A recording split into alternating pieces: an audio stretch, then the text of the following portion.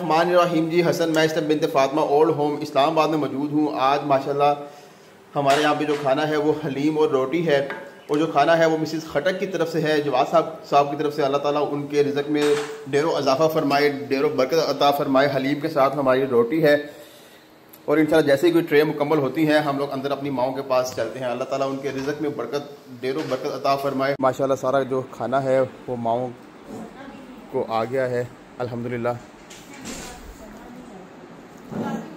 अल्लाह ताला जवाद और बुरिश को बहुत ज़्यादा तरक्की दे, और अल्लाह ताला उनको सेहत के साथ लंबी ज़िंदगी अता करे, उनकी हर जायज़ ख्वाहिश को पूरा फरमाए और उनके रिस्क में बरकत दे। उन्हें काम करने की अल्लाह ताला इसी तरह तौफीक देता रहे, उनको हर मुसीबत हर आजमाइश से अल्लाह बचाए, और उनको अल्लाह ताला उन पर अपने खास रहमत फैमिली के लिए माशाल्लाह आज बहुत अच्छा खाना है।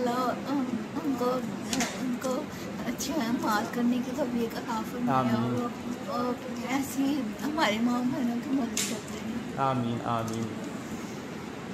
अल्लाह ताला जी इनके रिज़्क़ में इजाफ़ा फरमाए, और इनका इसी तरह ही जो दस्तरखान है इसी तरह ही इसमें बरकत अता फरमाए। अल्लाह ताला हम सब पर अपनी रहमत नाज़िल फरमाए। जज़ाकल्लाह जी।